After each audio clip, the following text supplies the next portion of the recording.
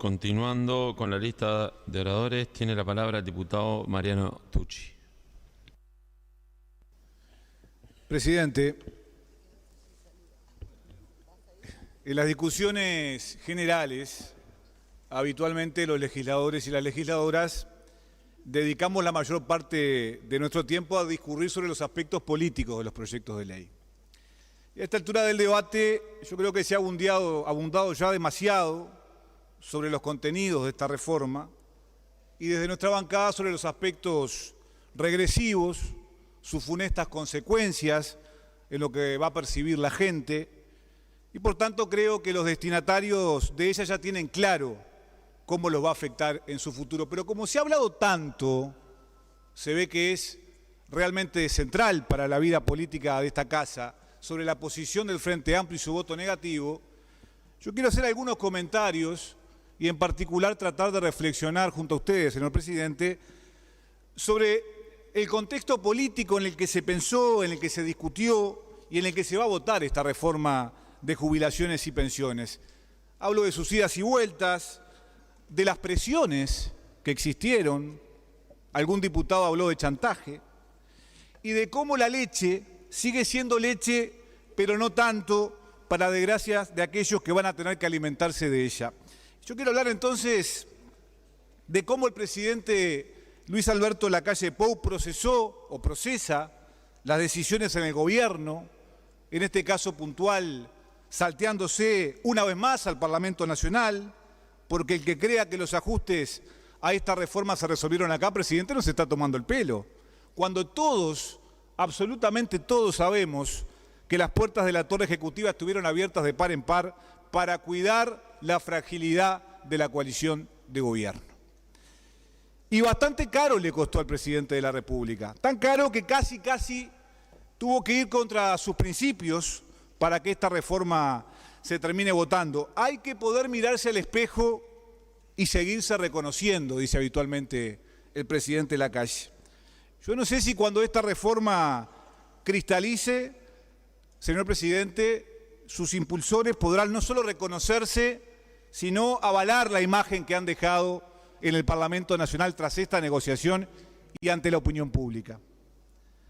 Por allá por agosto del año pasado, cuando al presidente Lacalle Pou le consultaron por la autoría de este proyecto, él confesó que por el momento era de él, porque aún se estaban procesando los cambios, las modificaciones y se estaban recogiendo las propuestas de lo que sería el anteproyecto, pero cerrado el acuerdo ingresaría de manera sumaria al Parlamento Nacional, yo diría casi que a tapas cerradas, porque el consenso general sobre los grandes trazos de esta reforma en solitario de jubilaciones y pensiones se había convenido entre los popes en la mesa chica, señor presidente.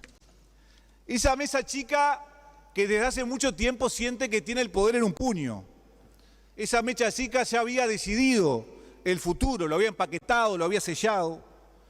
Y a las opiniones contrarias que tuvo, porque las hubo, se las escuchó, yo diría que por fórmula. Y digo por fórmula porque la decisión ya estaba tomada y el gran proyecto del gobierno tenía que aprobarse sin dilaciones, porque ante tantos reveses en el último año, Astesiano, la entrega del puerto, Marcet, etcétera, era necesaria una victoria, aunque esta victoria sea pírrica. Era una carta, presidente, que había que jugar para llegar fortalecidos a la contienda electoral. Y era una carta que necesitaban, y atiéndase bien, presidente, yo sé que le interesa lo que le estoy planteando, era una carta que tenían que jugar los socios de la coalición, porque todavía le están disputando el liderazgo de la coalición al Partido Nacional y le quedan dos balas a los socios de la coalición: la reforma de la previsión social y la rendición de cuentas. Tome entonces, presidente, real dimensión de lo cara que le va a costar al país, no la reforma de la previsión social, la unidad de la coalición que ellos llaman republicana. Carísimo nos va a costar. Pero yo quiero hablar, como decía, de cómo se toman las decisiones y de lo debilitado que sale el presidente de la República, la coalición republicana, aunque se termine votando. Decía que sobre la autoría de este proyecto de ley, bueno, es inclaudicablemente del presidente de la República, Pero resulta que ahora, luego de todo este lío que tiene al futuro de la gente como rehén, la responsabilidad de que la leche esté aguada es de todos, no es del presidente. Ahora la responsabilidad del agua que se le pone a la leche es de todos los socios de la coalición. Y lo más injusto, señor presidente, es que Aguada y todo nos las van a cobrar al mismo precio. Fíjese usted qué injusto.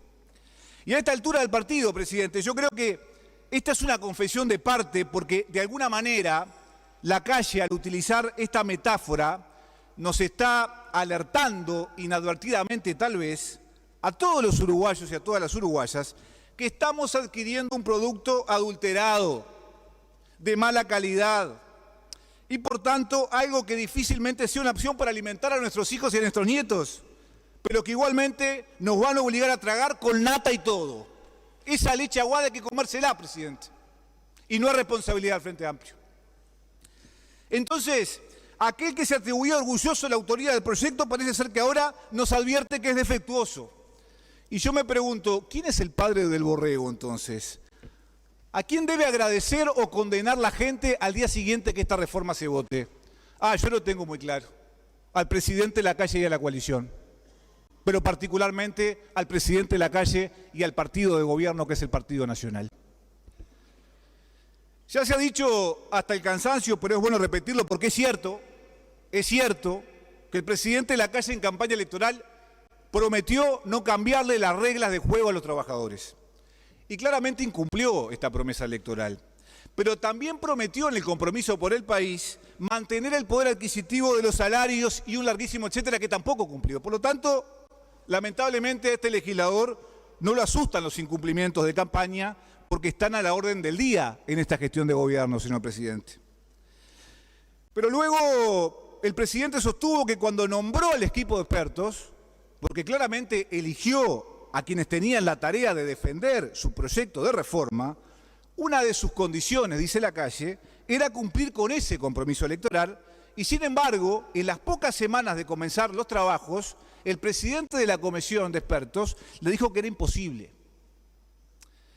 Pero Lacalle, según una crónica publicada en La Diaria el 2 de agosto del 2022, insistió y ayudó.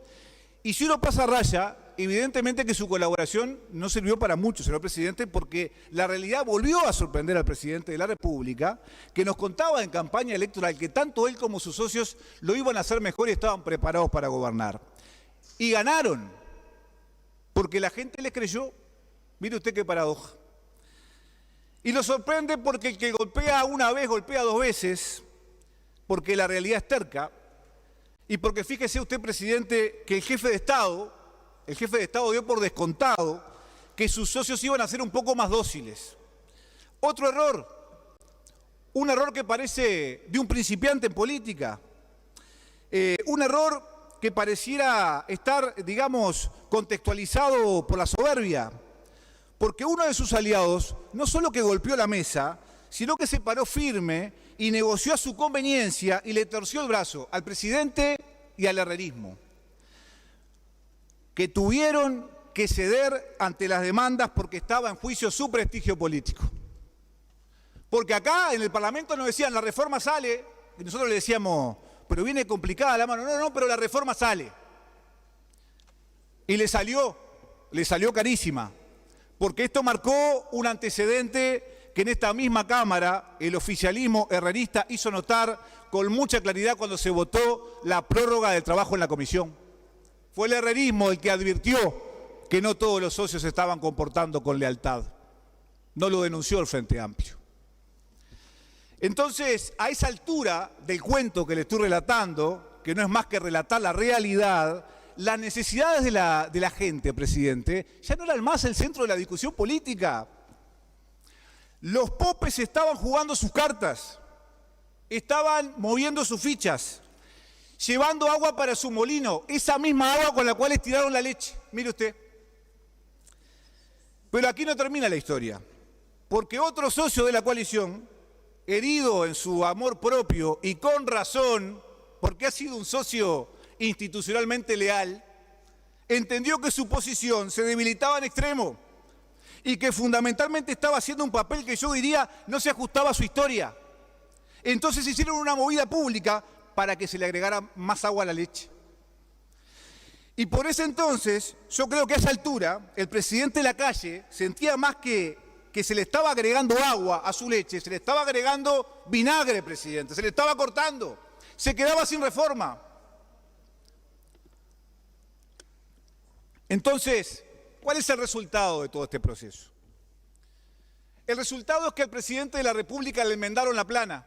Fíjese usted, le enmendó la plana sus expertos, a Lacalle le enmendó la plana sus socios más importantes, le enmendó la plana los números, la realidad, las encuestas y la gente que no quiere esta reforma, y es lo que recoge todas las encuestas de opinión pública.